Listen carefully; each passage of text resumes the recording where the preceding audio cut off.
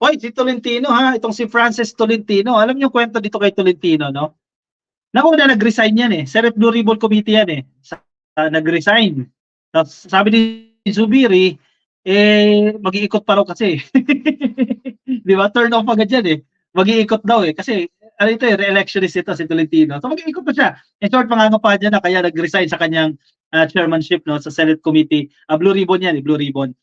Tapos, ayaw niyang, ang basa ko dito, ayaw niyang imbestigahan si Digong dito sa gentleman's agreement na yan. Malinaw naman ka-coffee na si Tolentino, pro Duterte yan eh. Di ba? Tapos, alam ko, ang Committee on West Philippine Sea or Maritime Affairs, ang humahawak nito ay si Tolentino. Hindi ko alam kung paano makaka-apekto yung kanyang leaning o yung kanyang pagsuporta sa mga Duterte dito sa usapin na yan. Anyway, no need to probe Duterte's gentleman's agreement with China, sabi ni Tolentino ha. Kasi di ba nag-file si Risa Ontiveros ng resolusyon diyan sa Senado na imbestigahan niya ang gentleman's agreement na yan. Even si Harry Roque, sabi niya pupunta siya. Sabi ni Panelo, pupunta rin siya, ka-coffee, kapag ipatawag sila ng Senado. Pero sabi ni Tolentino, no need na. Bon, matindi. Wag na raw imbestigahan yan, ka-coffee. Wag nang imbestigahan na si Digong o kung ano ba niyang gentleman's agreement na pinasok. Bakit kanyo? Wala daw kasing written. Wala daw written agreement. Since wala namang written agreement, hearsays lang yan, hindi valid. Diba? Pero ang China, naninindigan sila na may agreement. Ano yan, diba? Paano tayo malalaman na totoo dyan o hindi kung hindi imbestigahan? Hanggang YouTube na lang. Hanggang discussion na lang sa SOCMED. Kung tinitingnan nilang Senado hindi proper platform, ano pa ang tamang platform dyan? For Senator Francis Tolentino, there is no need for a Senate investigation into the supposed gentleman's agreement involving the administration of former President Duterte and Chinese government as there is no document proving its existence. Total, wala naman pong dokumento na nagpapatunay na may ganyang agreement, wag na lang imbestigahan. Ganyan yung argument dito ni Tolentino. Ganun ba yun?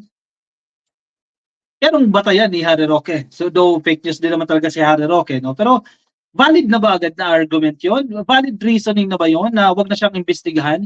Iyon ang pinanghahawakan niya ng China. Yan yung nagiging dahilan ng aggression dyan. Yung water cannoning, yan yun. Dahil pinanghahawakan ng China, ito ang sabi nyo eh. Diba? Tapos kalimutan na lang natin dahil wala naman daw dokumento. Hindi maghanap ng dokumento, baka may mahanap, di ba? Tolentino was reacting to the resolution filed by Senator Risa Ontiveros, which was based on the information from Duterte spokesperson, Attorney Harry Roque. Hindi ko alam kung paano tatanggapin ito ni Senator Risa Ontiveros, pero sa tingin ko, gagawa ng paraan yan si Risa Ontiveros para matuloy itong investigasyon na ito. Kasi parang, parang absuelto na lang, burado na lang ka-copy. Kalimutan na lang yung mga nangyari dyan. Kalimutan na lang yung mga gentleman's agreement, if ever na meron, na pinasok si Digong nung panahon niya. According to Roque, the Philippines entered into a gentleman's agreement with China during the presidency of Digong. Part of the deal was Filipinos are only allowed to deliver food and water supplies to BRP Sierra Madre at Ayungin Shoal. Tapos, wag nang imbestigahan dahil walang ebidensya. Hindi maghanap ng ebidensya, yun lang yun. In a press conference, Tolentino, a Duterte ally, explained. Yan, binulgar ka na tuloy ng GMA. Oh. Kasabwat ka, kampi. Di ba lang kasabwat? Kakampi, kaalyado ka ni Digong. So, obviously, yung decision mo ay makaka-apekto doon sa gagawing investigasyon. Dapat nga mag-inhibit siya dyan eh. Di ba? Huwag siya mawarap sa investigasyon na yan dahil yung loyalty niya na kay Digong. Explained that this is not considered as an agreement as the Vienna Convention on the Law of the Treaties provides that a treaty should be in written form. Di wag yung tawaging agreement yan. Di ba? Di labas na rin sa convention na yan na sinasabi ninyo. Labas na doon sa Vienna Convention kasi treaties yan eh. Di wag yung tawaging agreement yan. Wag yung tawaging treaties yan. Iba itawag nyo dyan. Sige, secret deal. Di ba? Ibalik nyo dyan sa secret deal. Hindi ko binibili itong argument na ito ni Tolentino. How can you investigate an agreement? Yun lang naman ang problema dyan eh. Yung term lang naman eh. Di palitan yung term. How can you investigate an agreement which is not written? Parang hearsay na lang eh, he says. She says, so I don't think there is, with all due respect, a sound basis for the investigation, considering that the Vienna Convention on the Law of Treaties is very specific. An agreement has to be in the writing, Tolentino said. Eh kasi nakafocus lang doon sa agreement eh. Paano kung may ibang bagay pa, di ba? Nanganak yan. O meron pa tayong hindi alam na pwedeng magsimula doon sa pag-iimbestiga na yan sa gentleman's agreement na yan. Yun yung purpose ng mga investigation. Di ba? Para yung mga accountable, managot sila dyan. Hindi yung no ka na kagad, di ba? Nag-decline na agad siya dyan. Huwag nang pag-usapan ka, coffee. Yan agad ang argumento niya dyan. Moreno Tolentino said a treaty should be ratified by the Senate as provided under the 1987 Constitution. Kaya nga, if ever nga meron, halimbawa maglabas itong China ng ebidensya, dahil yun naman ang sinasabi ng China, may pinangahawakan sila dyan, abay lumabag si Digong sa konstitusyon. Diba? Malinaw na paglabag yan sa 1987 sa ating saligang batas. Diba? Kung meron man, sabi confident si China, meron eh. Kaya nga ganyan sila ka-aggressive dyan eh, dahil may pinangahawakan sila eh. Paano natin malalaman kung meron o wala kung hindi magsasagawa ng investigasyon? Senator Tolentino, tatakbo yan sa 2025. Ingat din kayo dyan, ka-coffee.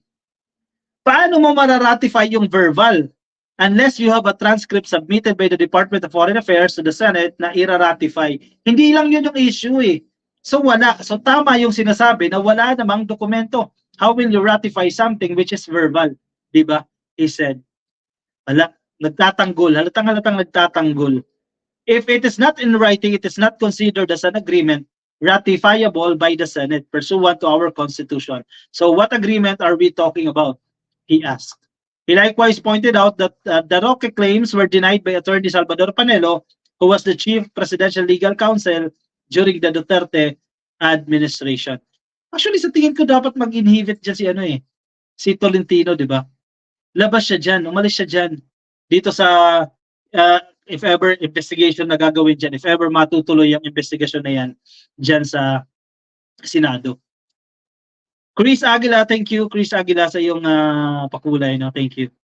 Kasi unfair yan eh, di ba? Unfair yan doon sa against Duterte, di ba? Kasi yung linig niya nasa Duterte, mga desisyon niya dyan, yung line of questioning niya dyan, ayaw niyang mapahiya yung boss niya, sila Digong. Di ba? Poprotektahan niya pa rin yan. Dapat mag-inhibit na siya dyan. Hayaan mo ipa-investiga niya kay Senator Risa Ontiveros. Baby Ruth, wag iboto yang si Tolentino, nakakadismaya. Ayan, 2028. Kaya nag-resign. Yun ang turn off talaga ako dyan kay Tolentino eh. Yan, at least alam nyo na, no? Turn off ako dyan eh, nung nag-resign niya sa Blue Ribbon Committee. Dahil sabi ni Zubiri, binunggal siya ni Zubiri, sabi ni Zubiri kasi mag-iikot pa raw. Ano yun, di ba? Pinapasahod ka pa na senador. Tapos, nag-resign dahil mga ngapan niya. Unfair yan sa taong bayan eh. Sara, para sa Pangulo, PBBM, sa pangalawang Pangulo 2028 Yahoo, sabi ni DDS TV. I don't think mangyayari ulit yan. Roberto Janco, lumabas na ang tunay na nasa loobin ni Tolentino. Alam na this. Correct. Kay Cho Paeng, Ma'am Carclea, behave po ako. Ayan, si Cho Paeng. Bakit Cho? Parang Coach Jarrett ang dati nga ng logo natin dito. Kala ko nga si Coach Jarrett eh. Iniwan ang kanyang present position para sa campaign. Lori Mamawag. Exactly. Di ba? Sumasahod ka pa sa senator eh. Si Tolentino ang author ng Philippine Maritime Zone Law na pinapalagan ng China. Pirma na lang ni PBBM. Kailangan review yan. Kakopi. Mahirap-hirap na. Hindi na dapat government caretaker. Si VP Sara, pagpunta ni PBBM sa USA, hindi naman niya ginagampanan ng pagka-VP niya. Pumunta pa siya sa prayer rally, ang panawagan, resign PBBM. So, Nito Vargas channel. Exactly. Ito yung prayer rally para kay Kibuloy, dyan sa Liwasang Bonifacio. That time, ang caretaker ay siya. Itong si Sara Duterte. Diba? Bahala na ang China President kung anong gagawin nila kay Digong na salot sa Pilipinas. 123 channel. Actually, napahiya talaga dyan si Digong eh. Dyan sa agreement nila. Dahil hindi na inono ni PBBM eh. Diba? Binaliwala na agad yun eh. Basta lahat ng Duterte candidates at lahat ng pro-China, wag iboto, sabi ni Nino Neri. Yun na, never you again, Tolentino, sabi ni Nifa Vlog. Oy, napawi ang tiwala ko sa mga Duterte, Rude Samudyo. Sabi nga ni DJ Byron kanina, no? Yung legacy tuloy nasisira eh. Kahit pa paano may nagawa naman eh. Nasisira tuloy eh. Nasisira yung imahe nila eh. ng mga Duterte sa ginagawa nila at ng mga supporters nila. China is lying daw, sabi ni Tolentino. Dapat sumagot ang China. Ewan natin kay Tolentino. Danel, like, share, subscribe. Thank you. Parang wala ka nang mapili sa mga susunod na candidates. Hindi na credible lahat, sabi ni Cherry Murikawa. No to Amy Consumisyon. Lawrence Santos, no? Si pambansang ate sa Dinyang Kakopia. Anyway, mga ka-coffee natin na kapapasok lang. Sige, attendance check muna tayo ka-coffee. Pasuyo na lang po. Like lang po ng video na yan. At kung di pa kayo nakasubscribe sa ating channel, click lang po ng subscribe. At kung kayo ay nasa YouTube, yan, like lang po yung video, subscribe, libre, walang bayad. Kung nasa Facebook, click lang po yung follow or like sa ating Facebook. Lahat ng mga huda sa Pilipinas na politiko, huwag nang iboto, sabi ni Tito Villamin. Actually, Dark Clay, it's also because FPRRD cannot knock out his mouth shut. Kung kaya mo nahimik ka, coffee, no? Sige pa rin. Sige pa rin. Parang, dapat nga, retired ka na di ba? Hayaan mo na si PBBM, dumiskarte, hindi yung magko-control kayo kung ano sasabihin niya. Kaya naman, sige, kuha ng kape, move on tayo ka, coffee, sa ating next topic. Dito tayo kay Rafi Tulfo tayo.